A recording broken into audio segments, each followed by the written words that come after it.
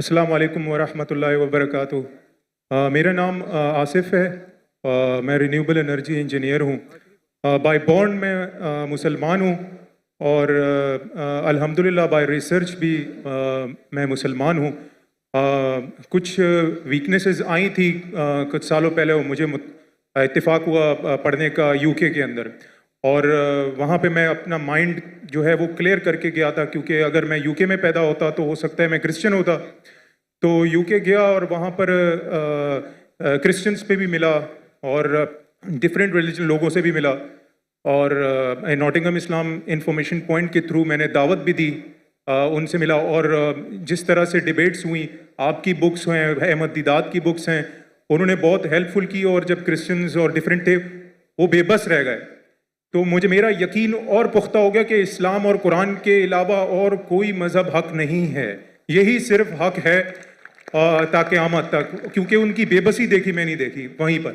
लेकिन कुछ सालों पहले सर एक शख्स है, वो भी आईपीसीसी अहमद दीदात के स्टूडेंट हैं, उन्होंने जो अभी क्लेम किया है, आप चाहें तो मैं उसका नाम भी ले सकता हूँ। उन्होंने कहा है कि कुरान की जो लिटरल मीनिंग्स हैं, जो अरबिक हैं, अरबिक में आप जब ट्रांसलेट करते हैं तो उसकी जो लुगत है उससे ही आपको कुरान को अंडरस्टैंड करें। आप जो तफसीर देखते हैं या फिर कुछ हदीस हैं, उससे आप अगर देखते हैं तो वो कुरान की अंडरस्टैंडिंग बिल्कुल बदल जाती है। जैसे कि वो कहते हैं कि तौरात जो है वो मूसा अलैहिस्सलाम पे नाजिल नहीं हुई। तो मेरा क्वेश्चन ये है कि पूरी की फाउंडेशन ही जो है उसने डिस्टर्ब कर दी है, कि जैसे उसने कहा कि मस्जिद अक्सा जो है वो फ़लस्तीन नहीं है बल्कि वो पैलेस्टाइन में है। तो ये जो अंडरस्टैंडिंग है कि आप कि कुरान जो है वो सिर्फ कुरान से ही समझा जा सकता है, क्योंकि वो अल्लाह ने उसकी जो है जिम्मेदारी ली है, बाकी तो मैन मेड लोगों ने किताबें लिखी हैं सारी जो उसका क्लेम है। तो मेरी रिक्वेस्ट है कि अगर आप इसको क्लियर करें, इस अंडरस्टैंडिंग को, कि कुरान को सिर्फ इसी ट्रांसलेशन से ही समझा सकता, क्योंकि उसको कुरान ने वो अल्लाह ने उसकी वो ली है। तो और रिक्वेस्ट है कि समझ गया सवाल, समझ गया भाई, कब से खड़े हुए थे, समझ गया आप सर। मैं समझदार हूं मैं, और किसके बारे में बात करते हो भी जानता हूं मैं। जज़ाकल्लाह। भाई साहब का सवाल है कि एक शख्स है पाकिस्तान में जो दीदा साहब का शागिर्द कहलाता है, और वो कहता है कि कुरान मजीद को लुगवी मानी ट्रांसलेशन क्या है उससे समझ आ जा, हदीस से ने। कुरान में कई आयतें अतिउल्लाह अति रसूल, ओबे करो अल्लाह को, अल्लाह के रसूल को। कैसे ओबे करेंगे? ट्रांसलेशन पूछो अल्लाह के रसूल के, अभी तो अल्लाह के रसूल अभी जिंदा है नहीं, उनकी टीचिंग जिंदा है जी, इंतकाल हो चुका है, इंशाल्लाह जन्नत फिरदौस में मिलेंगे इंशाल्लाह। तो किससे पूछेंगे आज की तारीख में? ये अल्लाह का तो कलाम है ना, जी, अतिउल्लाह अति रसूल, ओबे अल्लाह ओबे द मैसेंजर। किससे पूछेंगे? किधर है? हदीस पूछो उनसे, सिंपल है। कोई भी अगर कुरान का बेस्ट कमेंट्री कुरान खुद है और अल्लाह के रसूल की हदीस, दो चीज, कुरान खुद और अल्लाह के रसूल की, ये बेसिक है। Best is Quran itself. कई जगह कुरान में दो जगह जिक्र है, दो commentary, it is called itself. Number 2 अल्लाह के रसूल की हदीस, उसके बाद एंसेलरी, और हो सकता है साइंस, हो सकता है टेक्नोलॉजी, बाद में आएंगे। दो बुनियादें अपने शरिया की, कुरान और हदीस। और फिर कुरान में ये भी लिखा है फसअलु अहले ज़िक्री इन कुंतुम ला तालमून। सूरह नहल सूरह नंबर 16 आयत नंबर 43, सूरह अंबिया सूरह नंबर 21 आयत नंबर 7, दो जगह लिखा है। उससे पूछो जो एक्सपर्ट है। यानी कुरान में सारे प्रॉब्लम का, एक जन ने पूछा खाना कैसा पकाना लिखेला है, मैं बोला हाँ लिखेला है। क्या लिखेला है? कुक से पूछो ना, कुक एक्सपर्ट है ना। फसलू अहले ज़िक्र इन कुंतुम ला तालमून, वो बावर्ची से पूछो बताएंगे तो खाना बन गया है। तो कुरान टेलीग्राफिक बुक है, तो बावर्ची से भी पूछ सकते हैं आप अगर आप खाना पकाना जानते, बराबर ना जी। तो कुरान के अंदर गाइडलाइंस दिए गए। Best is Quran itself, number 2 सही हदीस। एंड एंसेलरी भी हो सकता है, मिसाल के तौर पे आप एक्सपर्ट से पूछ रहे, आप साइंस का पूछ रहे। अगर अगर आप लुगा से कुछ मिलता है आपको, जी। तो एक होता है कि कुरान की तफसीर थ्रू कुरान, नंबर 1, एक कुरान की तफसीर थ्रू हदीस, नंबर 2, कुरान की तफसीर थ्रू लुगा भी है।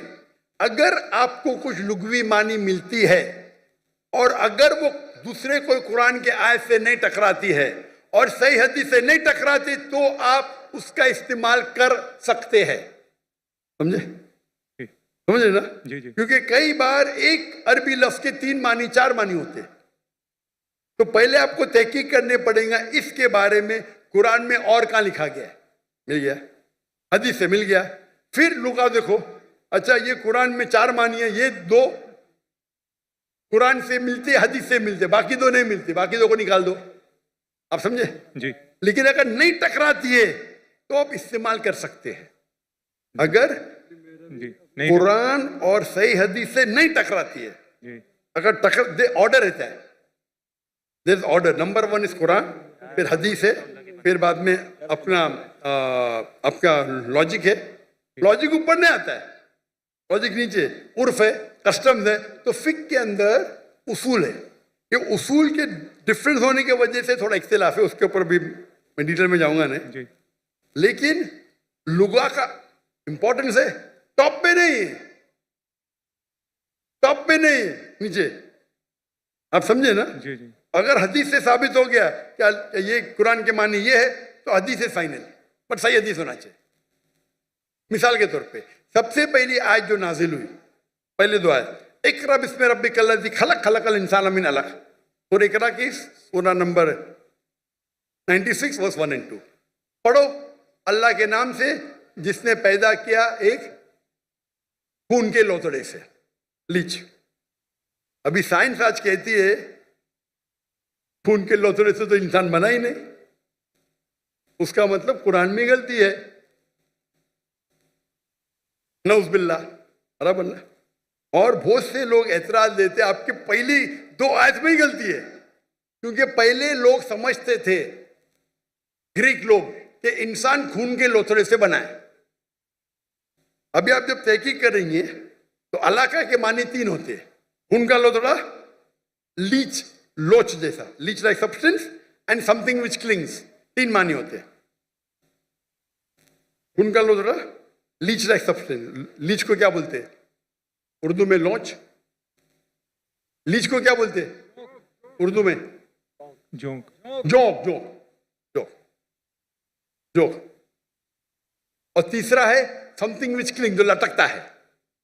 तो कीथ मोर के पास जब गए थे और ये तीनों मानी दिखाए, कीथ मोर एक क्रिश्चियन था, जी। 1991 में 1922 में गए थे उनके पास, वो दुनिया का बेस्ट एम्ब्रियोलॉजिस्ट था। लिखे के तर्जुमा, हमारी साइंस को पता ही नहीं कि एम्ब्रियो, एम्ब्रियो मतलब जब बच्चा माँ के पेट में जब शुरू में पैदा होता है उसे कहते हैं एम्ब्रियो। हमारी साइंस तो कहती नहीं कि वो जोंक के जैसा लगता है। वो माइक्रोस्कोप में गया, शॉक हो गया, अरे हाँ सही है भाई, ये जोंक लगता है।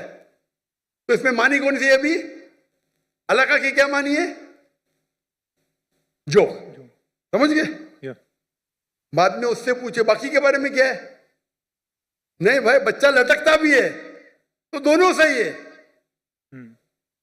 बच्चा जब मां के पेट में रहता है, वूम में रहता है, तो बच्चा लटकता है थ्रू द एम्बोलिकल कार्ड, अम्बुलिकल कॉर्ड के थ्रू लटकता है, बराबर, दोनों सही है। और रिसर्च करे पता चला कि दिखने के अंदर बच्चा शुरू में खून का लोथड़ा दिखता है, तो वो भी सही है, खून के लोथड़े से नहीं बना लेकिन खून के लोथड़े जैसा लगता है। तो कुरान की जो आयत है, इक़रा बिस्मि रब्बिकल्लज़ी खलक खलकल इंसान मिन अलक, अलका के मानी खून का लोथड़ा, जोंक और लटकना, तीनों सही है। कोई भी हदीस से टकरा रहा नहीं, कोई भी तफसीर में लिखा नहीं, कोई भी तफसीर में लिखा नहीं कि ये लॉन्च के बारे में, जोक के बारे में। खून का लोथड़ा लिखा है लेकिन वो गलत फहमी थी, क्योंकि खून के लोथड़े से बनता नहीं, खून के लोथड़े जैसे लगता है। आप समझ रहे ना?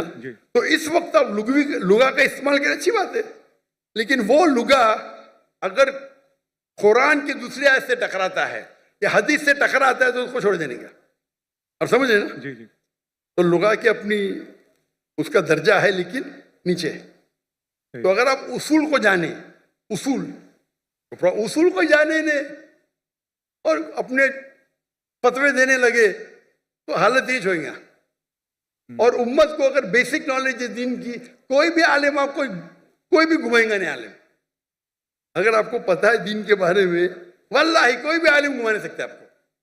वो प्रॉब्लम है हम दीन के बारे में जानते ही नहीं ना। मैं आपसे सवाल पूछता हूं,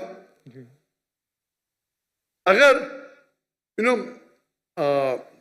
हिंदुस्तान में हैदराबाद में गाड़ी पहली बार आई थी बहुत साल पहले, तो एक नवाब गाड़ी खरीदते, पहली बार गाड़ी आती, अमीर रहते, मिल जाती गाड़ी उनको, तो गाड़ी के साथ ड्राइवर भी आती, किसको चलाने आता ही नहीं, गाड़ी किसको चलाने आता ही नहीं ना, तो कंपनी उसको ड्राइवर भी देती है।